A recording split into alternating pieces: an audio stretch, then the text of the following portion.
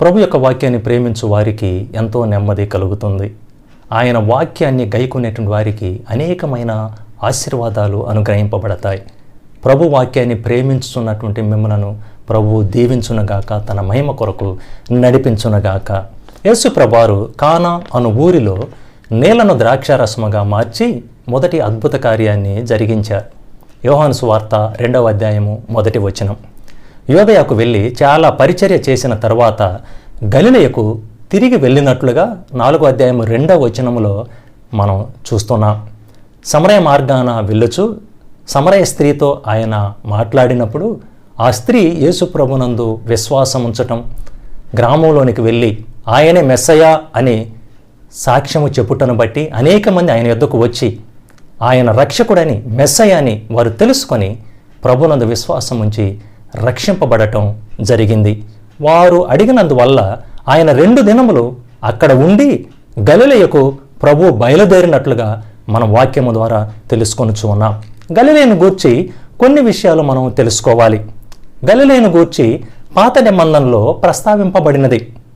పాలస్తీనాలో ఉత్తర దిక్కున ఉన్నటువంటి ప్రాంతము, అందులో ఉన్న దాను, నఫ్తాలి, జెబులూను అనేటువంటి ప్రదేశములను గురించి ప్రస్తావింపబడింది. చీకటిలో ఉన్నటువంటి వారు గొప్ప వెలుగును చూస్తారు అని యెషయా ముందుగానే ప్రవచించారు. యెషయా 9వ అధ్యాయము 1వ వచనం. దాని నెరవేర్పును మనం మత్తయి సువార్త 4వ అధ్యాయము 12వ వచనము నుండి 16వ వచనం వరకు ఉన్న వాక్య భాగములో మనం చూస్తాం. క్రొత్త నిబంధనలో యేసు ప్రభువారి యొక్క కాలములో రోమన్ సామ్రాజ్యంలో ఒక భాగముగా ఉన్నది. అక్కడ యూదులు, అన్యులు కలిసి నివసిస్తారు కనుక యోదయలో ఉన్నటువంటి యూదులు గలిలయలో ఉన్నటువంటి యూదులను అంగీకరించరు అని మనం తెలుసుకోవాలి. యేసు ప్రభువారు బెత్లెహేములో పుట్టారు, నజరేతులో పెరిగారు. కపెర్నహూము ఆయన యొక్క హోమ్ టౌన్గా మనకు కనిపిస్తున్నది. గలిలయలో యేసు ప్రభువారు చేసినటువంటి 2వ సూచక క్రియ నుండి మనం కొన్ని ఆధ్యాత్మిక సత్యాలను తెలుసుకుందాం. అద్భుత కార్యాన్ని ఆయన జరిగించడానికి ముందుగా ఆయన చెప్పినటువంటి మాట ఏమిటంటే యోహాను సువార్త 4వ అధ్యాయము 44వ వచనం. ఎందుకనగా ప్రవక్త స్వదేశములో ఘనత పొందడని యేసు సాక్ష్యమిచ్చెను. ప్రవక్త కానీ లేకుంటే సేవకుడు కానివ్వండి, వారి యొక్క తల్లిదండ్రుల గురించి, గృహము గురించి, లేక నివాసము గురించి, లేకుంటే బంధువులను గూర్చినటువంటి సమాచారము తెలుసుకున్న తర్వాత వారి పట్ల ఒక రకమైన బలహీనమైన అభిప్రాయము ఏర్పడటానికి అవకాశం ఉంటున్నది అని మనం గమనించాలి. కనుక యేసు ప్రభువారు మరి తనకు ఎదురైనటువంటి విషయాన్ని మరి ప్రస్తావించారు. అక్కడ అనేక మంది ఆయనను లేక కొంతమంది ప్రవక్తలను అంగీకరించలేని పరిస్థితిని ఆయన తెలియజేశారు. కనుకనే ఆయన తన మాటల ద్వారా, ప్రవర్తన ద్వారా, లేకుంటే ఆయన యొక్క జీవిత విధానము ద్వారా, ఆయన చేసిన అద్భుత కార్యముల ద్వారా వారిని ప్రభావితం చేశారు. వారు ఆయనను అంగీకరించారు. ఆ తర్వాత యేసు ప్రభువారు మరలా కానా అనేటువంటి ఊరిలోనికి వచ్చినప్పుడు జరిగిన విషయం ఏమిటి అంటే కపెర్నహూము నుండి ఒక ప్రధాని ఆయన యొద్దకు రావటం జరిగింది. కపెర్నహూము 16 మైళ్ళు లేక 26 కిలోమీటర్ల దూరంలో ఉన్నది. ఆయన ప్రధాని అంటే హేరోదు అంతిపాస్ అధికారులలో ఒకరు అని మనం తెలుసుకోవాలి. ఆయన యొక్క కుమారుడు చావటానికి సిద్ధమై ఉన్నాడు కనుక తన కుమారుడికి స్వస్థత కలగాలన్న ఉద్దేశంతో యేసు ప్రభు దగ్గరికి రావటం జరిగింది. ఆయన యొద్దకు వచ్చి యేసు ప్రభు వారిని ఈ విధంగా బ్రతిమలాడుచూ ఉన్నారు.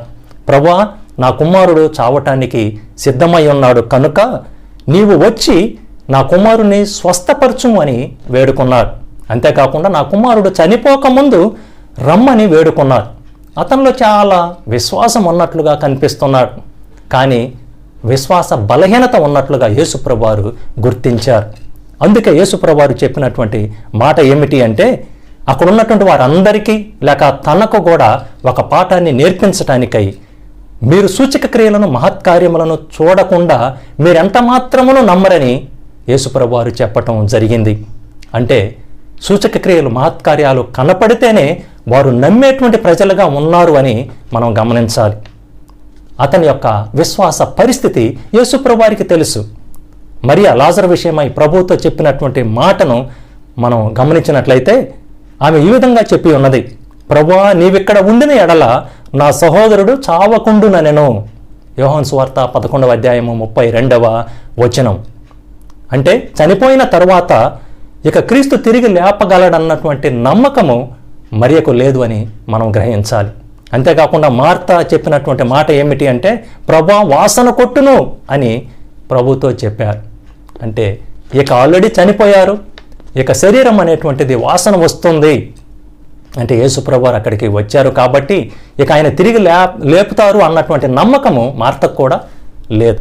కనుక ప్రియమైన దేవుని బిడ్డలారా, చాలాసార్లు మనం దేవుని యొద్దకు వస్తూ ఉంటాం, దేవునికి ప్రార్థన చేస్తూ ఉంటాం. మనమైతే మనకు నమ్మకం ఉన్నది అని భావించడానికి కూడా అవకాశం ఉన్నది. కానీ ప్రభువారికి తెలుసు మన నమ్మకం యొక్క పరిస్థితి, మన జీవితం యొక్క పరిస్థితి. కనుక ప్రభు యొద్దకు మనం వచ్చేటప్పుడు మన యొక్క విశ్వాసాన్ని, నమ్మకాన్ని పరీక్షించుకోవాలి. సంపూర్ణంగా విశ్వసించగలిగేటట్లుగా మనం సిద్ధపడాలి. అబ్రహామును గూర్చి వాక్యము గొప్ప సాక్ష్యాన్ని ఇస్తూ ఉన్నది. అదేమిటి అంటే, అబ్రహాము దేవుని నమ్మెను గనుక అది అతనికి నీతిగా ఎంచబడెను అని. అబ్రహాము దేవుణ్ణి నమ్మారు.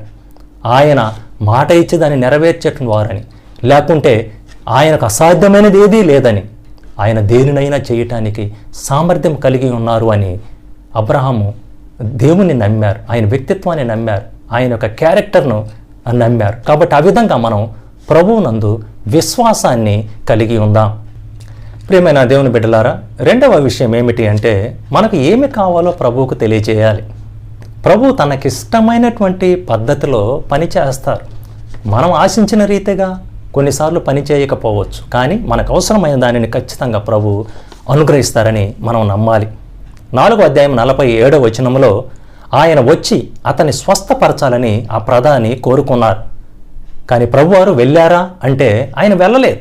కానీ ఒక మాట చెప్పారు ఆ ప్రధానితో, నీవు వెళ్ళుము, నీ కుమారుడు బ్రతికి ఉండాలని చెప్పారు. ఆ మాట 7వ గంట అంటే మధ్యాహ్నం 1 గంటకు ఆయన చెప్పారు. అదే సమయంలో స్వస్థత వచ్చినట్లుగా అడిగి తెలుసుకున్నారు. ఏ సమయంలో అయితే యేసుప్రభు వారు ఆ మాట చెప్పారో అదే సమయంలో తన కుమారుడు స్వస్థపరచబడ్డాడు. కనుక ఆయన నమ్మగలిగాడు, తన ఇంటి వారందరూ కూడా నమ్మగలిగారు. ఎందుకంటే యేసుప్రభు వారు ఒక మాట ద్వారా అద్భుత కార్యాన్ని జరిగించారు. కనుక విశ్వాసంలో బలహీనమైనటువంటి వ్యక్తిని ఏ విధంగా బలపరచాలో ప్రభువుకు తెలుసు. కాబట్టే మాట ద్వారా ఒక అద్భుత కార్యాన్ని ఆయన జరిగించి ఉన్నారు. మార్కు సువార్త 5వ అధ్యాయం 21వ వచనంలో సమాజ మందిరపు అధికారులలో యాయిరు అనునొకడు వచ్చి, తన చిన్న కుమార్తె చావనై ఉన్నది గనుక అది బాగుపడి బ్రతుకున్నట్లు వచ్చి దాని మీద చేతులుంచవలెనని బ్రతిమిలాడినప్పుడు ప్రభు అతని వెంట వెళ్ళారు. కానీ మార్గ మధ్యంలో రక్తస్రావ రోగము కలిగినటువంటి స్త్రీ ఆయన ఎద్దకు రావటం, ఆయన వస్త్రాన్ని ముట్టి బాగుపడటం, ఆ తర్వాత బహిరంగముగా ఆమెకు ఏమి జరిగిందో చెప్పి ప్రభువును గణపరిచినట్లుగా మనం చూస్తూ ఉన్నాం. కాబట్టి కొంత కాలయాపన జరిగింది. కనుక యేసుప్రభువారు ఆ యొక్క గృహం దగ్గరికి వెళ్ళే లోపుగా ఆల్రెడీ ఆ చిన్న కుమార్తె చనిపోవటం అనేటువంటిది జరిగింది. కనుక అక్కడికి వెళ్ళినప్పుడు కొంతమంది మార్గమధ్యంలోనే ఈ విధంగా చెప్పారు, ఇక బోధకుని మరి శ్రమ పెట్టవద్దు, ఎందుకంటే నీ కుమార్తె ఆల్రెడీ చనిపోయినది అని వాళ్ళు చెప్పారు. కనుక అటువంటి సందర్భంలో ప్రభువారు చెప్పినటువంటి మాట ఏమిటి అంటే 5వ అధ్యాయం 36వ వచనం, ప్రభు అతనితో చెప్పిన మాట, వారు చెప్పిన మాట లక్ష్య పెట్టక భయపడకము, నమ్మిక మాత్రం ఉంచుమని చెప్పారు. ఆ తర్వాత యేసు వచ్చి చిన్నదాని గదిలోనికి వెళ్ళి చేయి పట్టి చిన్నదానా లెమ్ము అని చెప్పి బ్రతికించారు. కనుక ప్రియమైన దేవుని బిడ్డలారా, ఈ యొక్క యాయిరుని గూర్చి ఆలోచించినప్పుడు, ఆ ఎదుటివారి యొక్క మాటలు విన్నప్పుడు, నీ కుమార్తె ఆల్రెడీ చనిపోయింది అని చెప్పినప్పుడు అధైర్యపడి లేక విశ్వసించలేక బలహీనుడు అవుతాడేమోనని యేసుప్రభువారు ముందుగా గుర్తించి, వీరి యొక్క మాటలను లక్ష్య పెట్టవద్దు, భయపడవద్దు, విశ్వసించు, నీవు మహిమను చూస్తావు అన్నట్లుగా ప్రభువారు తెలియజేశారు. మార్తతో యేసుప్రభువారు చెప్పిన మాట అదే, నమ్మినట్లయితే నా మహిమను చూస్తావు అని మార్తతో చెప్పినట్లుగా, లాజర్ను తిరిగి లేపినట్లుగా యాయేరుకు కూడా ఆ యొక్క అభయాన్ని ఇస్తూ ఉన్నారన్నమాట. వీరి యొక్క మాటలను పట్టించుకొనవద్దు, లక్ష్య పెట్టవద్దు, భయపడవద్దు, నమ్మిక మాత్రం ఉంచుము అని చెప్పి అతనితో కలిసి ముందుకు నడిచారు. ఇంటికి వెళ్ళిన తర్వాత ఆ యొక్క చిన్నదాని గదిలోనికి వెళ్ళి చేయి పట్టి చిన్నదాన లెమ్ము అని ఆయన బ్రతికించినట్లుగా మనం గమనిస్తూ ఉన్నాం.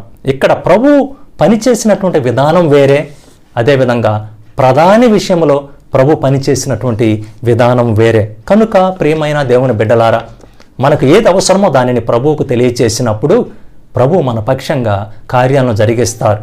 ప్రభు తనకిష్టమైనటువంటి పద్ధతుల్లో ఆయన పనులను జరిగిస్తారు. కనుక మనం ఆయన ఏ విధంగా పనిచేసినా దానిని అంగీకరించాలి.